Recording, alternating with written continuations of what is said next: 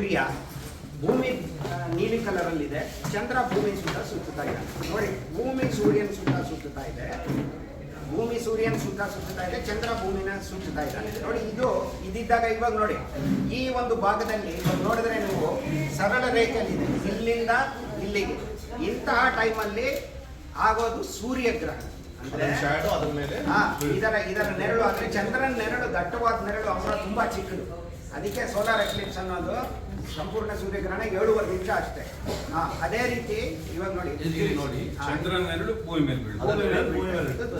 ನೀವು ಇಲ್ಲಿ ಇದೀರಂತ ನೀವು ಇರೋಕ್ಕೆ ಸೂರ್ಯಗ್ರಹಣ. Under the shadow, when the moon shadow falls on the earth, if you are under that place, you will experience a solar eclipse at that point.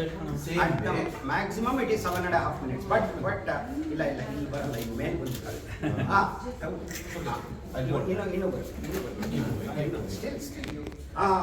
Okay almost ಇಲ್ಲಿದೆ. ಇವಾಗ ನೋಡಿ, almost moon is getting to the shadow of the sun.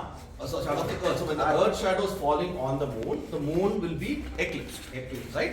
And then it will move outside. Now because the earth is larger than the moon, the earth shadow is much larger than the moon shadow, which is why a lunar eclipse takes longer duration than a solar eclipse. 7.5 ನಿಮಿಷ ಅಂತ ಹೇಳಿದೆ solar Eclipse ಆದ್ರೆ, ಇದು ನೋಡಿ 1 ಗಂಟೆ 22 ನಿಮಿಷ ಆಗ್ತಾ ಇದೆ. ಯಾಕಂದ್ರೆ ಭೂಮಿಯ ನೆರಳು ದೊಡ್ಡದು, ಭೂಮಿ ಚಂದ್ರನಿಗಿಂತ 4 ಪಟ್ಟು ದೊಡ್ಡದಾಗಿದೆ. ಹಾಗಾಗಿ ನೆರಳು ದೊಡ್ಡದು. So ಇಲ್ಲಿ you will see the full moon just before the lunar eclipse on Sunday. You will see the full moon because the entire side of the moon facing the earth will be lit by the sun. And then as the moon goes into the earth's shadow, you will see it getting eclipsed more and more, and then it will come out on the other side and become the full moon again, which is why you always get a lunar eclipse during the full moon days. So as you can see, it is just the motion of the earth and the moon around the sun, and shadow of one object falling on the shadow of the other object. That is all an eclipse. That is what Aryabhatta told 15 centuries back. We have a tradition of that. Okay? So the thing is, this is the model which he has brought, kind enough to bring. And if you go to the planetarium on Sunday, they will have other models like this to explain to the public. They need not have to travel. If they come, we have certain telescopes and certain facilities. So you can go out of your street, apartment complex, you can have a lunar eclipse party. You can go to the terrace and see it with your own eyes. That is enough to enjoy the eclipse. But just would actually be interested in the total lunar eclipse to do some experiments, because if you look at because the moon does not have an atmosphere, the kind of weather impacts we have does not exist there. Though when the solar eclipse happens, when the total lunar eclipse happens, and when the part of the moon gets into the earth's shadow, it will cool very suddenly, right? And so how fast it cools, how fast the temperature drop, depends on the conduction of the soil. So he added that's one more thing people are studying. Okay. So other question. One to add around the eclipse, you can eat and drink during the eclipse. There is no scientific basis to say that there will be any harm coming to you. So please come and enjoy it, because it's a great thing to behold. ವಿದ್ಯಮಾನವನ್ನಾಗಿ ನೋಡಿ ನಮ್ಮ ಸ್ಟೂಡೆಂಟ್ಸ್ನ, ನಮ್ಮ ವಿದ್ಯಾರ್ಥಿ ಕೋಟ್ಯಾಂತರ ವಿದ್ಯಾರ್ಥಿಗಳಿದ್ದಾರೆ, ಅವರನ್ನು ನೋಡಿ ಅವರಲ್ಲಿ ಜಾಗೃತಿ ಅಂದರೆ ವಿಜ್ಞಾನದ ಬಗ್ಗೆ ಜಾಗೃತಿ ಉಂಟು ಮಾಡಬೇಕು. ಇವತ್ತು ವಿಜ್ಞಾನದ ಬಗ್ಗೆ ಈ ಜಾಗೃತಿ ಇರಲಿಲ್ಲ ಅಂದರೆ ಚಂದ್ರನ ದಕ್ಷಿಣ ಧ್ರುವ ಪ್ರದೇಶದ ಮೇಲೆ, ದಕ್ಷಿಣ ಧ್ರುವದ ಮೇಲೆ ಅಲ್ಲ, ದಯವಿಟ್ಟು ಆ ಥರ ಬಿಡಬೇಕು. ನಾವು ಹಿಡಿದ ಮೇಲೆ ಎಷ್ಟು ಜನ ಹಿಡಿಯೋದಕ್ಕೆ ಪ್ರಯತ್ನ ಮಾಡಿದ್ದಾರೆ, ಎಷ್ಟು ಜನ ಸೋತಿದ್ದಾರೆ. ಹಾಗಾಗಿ ನಮ್ಮ traditional complex interplay of lights and shadows ಅಂತ ರಾಮಾನುಜಮ್ ಅವರು ಹೇಳಿದರು. ಬೆಳಕು ನೆರಳುಗಳಿನ ಆಟವೇ ಗ್ರಹಣ ಅಂತ 15 ಶತಮಾನಗಳ ಹಿಂದೆ ಆರಿದ್ದಾರೆ. ಹಾಗಾಗಿ ಒಳ್ಳೆ ಟ್ರೆಡಿಷನ್ ಇದೆ, ಇದನ್ನು ನಾವು ವಿದ್ಯಾರ್ಥಿಗಳನ್ನು ಬೆಳೆಸೋಣ. ಬಣ್ಣದ ಮೂಲಕ ಹಾದು ಹೋಗುವಂತಹ ಕೆಂಪು ಬಣ್ಣದ ಬೆಳಕು ಚಂದ್ರನ ಮೇಲೆ ಬೀಳುತ್ತೆ. ಹಾಗಾಗಿ ಚಂದ್ರ ರಕ್ತವರ್ಣದ್ದಾಗಿ ಕಾಣಿಸ್ತಾನೆ ಅಂತ ಹೇಳಿ, ಚಂದ್ರ ಯಾವ ರೀತಿ ಕಾಣ್ತಾನೆ ಅನ್ನೋದು, ಅಂದರೆ ಕೆಂಪು ಬಣ್ಣದಲ್ಲೇ ಎಷ್ಟು ವ್ಯತ್ಯಾಸ ಇದೆ ಅನ್ನೋದು, ನಮ್ಮ ಭೂ ವಾತಾವರಣದಲ್ಲಿ ಇರುವಂತಹ ಧೂಳು ಯಾವ ರೀತಿ ಇರುತ್ತೆ, ಅಥವಾ ಈ ಜ್ವಾಲಾಮುಖಿಗಳಿಂದ ಬಂದಂತಹ ಕಣಗಳು ಯಾವ ರೀತಿ ಇರುತ್ತವೆ, ಪೊಲ್ಯೂಷನ್ ಯಾವ ರೀತಿ ಇರುತ್ತೆ, ಮಾಲಿನ್ಯ, ಇದೆಲ್ಲ ಆ ಚಂದ್ರ ಯಾವ ರೀತಿ ಕಾಣ್ತಾನೆ ಅನ್ನೋದನ್ನು ಅವಲಂಬಿಸಿರುತ್ತೆ. ಒಂದೇ ಒಂದು ಮತ್ತೊಂದು ಇವ್ರು ಹೇಳಿದ್ದಕ್ಕೆ ಆ್ಯಡ್ ಮಾಡ್ತೀನಿ. ಚಂದ್ರನ ಮೇಲ್ಮೈ ಸಂಪೂರ್ಣ ಚಂದ್ರಗ್ರಹಣದ ಟೈಮಲ್ಲಿ ಆ ವೇಳೆಯಲ್ಲಿ ತಣ್ಣಗಾಗುತ್ತೆ.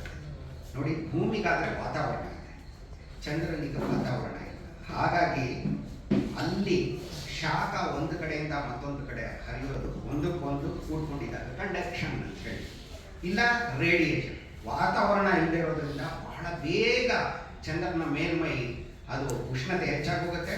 ಆ ಉಷ್ಣತೆ ಶಾಖ ಇಲ್ಲಿದ್ದಾಗ ತಕ್ಷಣ ಕಡಿಮೆ. ಇದು ಯಾವ ಮಟ್ಟದಲ್ಲಿ ಯಾವ ರೀತಿ ಆಗತ್ತೆ ಅನ್ನೋದನ್ನು ಕೂಡ ನಾವು ಅದಕ್ಕೆ ಸಂಬಂಧಿಸಿದಂತೆ ನಾವು ಸಂಶೋಧನೆಯನ್ನು ಮಾಡಬಹುದು. ಈ ಗ್ರಹಣದ ನಡುವೆ ಯಾವ ರೀತಿ ಚಂದ್ರ ಕಾಣ್ತಾನೆ ಅನ್ನೋದ್ರ ಬಗ್ಗೆ ಈಗಾಗಲೇ ನೋಡಿ, ಅಮೆರಿಕಾದ ಒಂದು ಅಂತರಿಕ್ಷ ನೌಕೆ ಇಳಿದು ಇವತ್ತು ಕಾರ್ಯನಿರ್ವಹಿಸ್ತಾ ಇದೆ. ಬ್ಲೂ ಗೋಸ್ಟ್ ಅನ್ನುವಂತಹ ಒಂದು ನೌಕೆ, ಫೈರ್ಫ್ಲೈ ಏರೋಸ್ಪೇಸ್ ಅನ್ನೋದು. ಅದು ಕೂತಿದ್ದ ಭೂಮಿ ಚಿತ್ರಾನ್ನ ತೆಗೆದು ಇವತ್ತು ಅದು ಇಳಿದಿರೋ ಜಾಗದಲ್ಲಿ ಎಷ್ಟು ಮಟ್ಟಿಗೆ ಕಾಣುತ್ತೋ ನನಗೆ ಗೊತ್ತಿಲ್ಲ. ಖಂಡಿತ ಕಾಣಿಸಿದ್ರೆ ಅದು ಚಂದ್ರ ಭೂಮಿ ಯಾವ ರೀತಿ ಕಾಣುತ್ತೆ ಅಂತ ನಾವು ನೋಡ್ಬೋದು. ಇನ್ನೊಂದೇ ಒಂದು ವಿಚಾರ ಹೇಳಬೇಕು ಅಂದ್ಕೊಂಡ್ರೆ, ಸಂಪೂರ್ಣ ಚಂದ್ರಗ್ರಹಣ ನಮಗೆ ಆದರೆ ನೀವು ಚಂದ್ರನ ಮೇಲೆ ನಿಂತ್ಕೊಂಡಿದ್ದೀರಾ ಅಂತ ಅಂದ್ಕೊಳ್ಳೋಣ. there are 12 people who have walked on the moon. ಇದುವರೆಗೂ ಅಪೋಲೋದವರು, ನೀಲ್ ಆರ್ಮ್ಸ್ಟ್ರಾಂಗ್ ಸೇರಿ ನೀವೇನಾದರೂ ಚಂದ್ರನ ಮೇಲೆ ನಿಂತಿದ್ರೆ ಅವತ್ತಿನ ದಿವಸ ಸೆಪ್ಟೆಂಬರ್ 7ನೇ ತಾರೀಕು ಆ ಎಕ್ಲಿಪ್ಸ್ ಅಂದರೆ ಇದು ಗ್ರಹಣ ನಡೆಯೋ ಟೈಮಲ್ಲಿ ನಿಮಗೆ ಅದ್ಭುತವಾದ ಸೂರ್ಯಗ್ರಹಣ ಕಾಣಿಸುತ್ತೆ.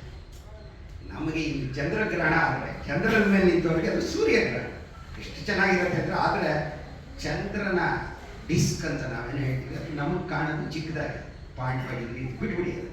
ಆದರೆ ಭೂಮಿ ಚಂದ್ರನಿಂದ ಇನ್ನೂ 3ರಷ್ಟು ದೊಡ್ಡದಾಗಿ ಕಾಣಿಸುತ್ತೆ. ಹಾಗಾಗಿ ನೋಡಿ, ಎಂತಹ ಅಪೂರ್ವವಾದ ಸೂರ್ಯಗ್ರಹಣ ನಾವು ಕಾಣ್ತೀವಿ ಚಂದ್ರನ ಮೇಲೆ ನಿಂತ್ಕೊಂಡ್ರೆ. Thank you. There is still a lot of research being done, because during those few minutes of a total solar eclipse, like you mentioned, astronomers study the corona. Total lunar eclipse, there is not much research being done. Atmospheric scientists are interested in total lunar eclipse because the exact shade of red during totality depends on the amount of dust and aerosols in our atmosphere. That is the only thing. Otherwise, there's not much research for lunar eclipse, but it is an occasion for people to come together and experience science. That's the main message. ಈ 5:27 ಅಂತ ಹೇಳಿದ್ರೆ ಪ್ರತಿ ಸಲನೂ ಅದೇ ಥರ ಇರುತ್ತಾ, ಅಥವಾ ಈ ಸಲ ಸ್ವಲ್ಪ ವಿಶಿಷ್ಟವಾಗಿದೆಯಾ ಏನಾಗುತ್ತೆ? ಅದು ಜಾಮಿಟ್ರಿ ಅಂತ ನಾವೇನು ಹೇಳ್ತೀವಿ. ಭೂಮಿ, ಚಂದ್ರ ಹಾಗೂ ಸೂರ್ಯ ಇವರು 3 ಯಾವ ರೀತಿ ಇವರ ಸ್ಥಾನಗಳು ಒಂದಕ್ಕೊಂದು ಹೊಂದಿಕೊಂಡಿರುತ್ತೆ ಅನ್ನೋದ್ರ ಮೇಲೆ ಹೋಗುತ್ತೆ. ಸಂಪೂರ್ಣ ಸೂರ್ಯಗ್ರಹಣ 7.5 ನಿಮಿಷಕ್ಕಿಂತ ಜಾಸ್ತಿ ಕಾಣಿಸಲ್ಲ. ಸಂಪೂರ್ಣ ಸೂರ್ಯಗ್ರಹಣ, ಟೋಟಲ್ ಸೋಲಾರ್ ಎಕ್ಲಿಪ್ಸ್, ಖಗ್ರಾಸ ಅಂತ ಕನ್ನಡದಲ್ಲೂ ಹೇಳ್ತೀವಿ. ಆದರೆ ಇದು ನೋಡಿ 1:22 ಆಗಿದೆ. ನೆಕ್ಸ್ಟ್ ಟೈಮ್ ಬರೋದು ಇಂಡಿಯಾ ಮೇಲೆ ಇಲ್ಲದೆ ಇರ್ಬೋದು, ಅದು 58 ನಿಮಿಷ ಅನಿಸ್ತದೆ ಅಷ್ಟೇ. 58 minutes. This is 1 hour 22 minutes, 82 minutes this time. So it depends on the geometry, ಅಂದರೆ ಜಾಮಿತಿಯನ್ನು ಅವಲಂಬಿಸಿದೆ. But the good eclipse. For A good Eclipse. ಆದರೆ ನೋಡಿ, ಬರಿಗಣ್ಣಿಂದ ಮತ್ತೆ ಹೇಳ್ತಾ ಇದ್ದೀನಿ, ಬರಿಗಣ್ಣಿಂದ ನಿಮ್ಮ ಮನೆ ಮೇಲಿಂದಾನೇ ನೋಡ್ಬೋದು ಇದನ್ನು. ಆಕಾಶ ಶುಭ್ರವಾಗಿರಬೇಕು ಅಷ್ಟೇ. ಇನ್ನೊಂದು ಸ್ವಲ್ಪ ಸ್ಪಷ್ಟವಾಗಿ ಕಾಣಿಸುತ್ತೆ, ಇಲ್ಲಾಂದರೆ ಬರಿಗಣ್ಣಲ್ಲೇ ಅನ್ನಿಸ್ಬೇಕು ಮನೆ.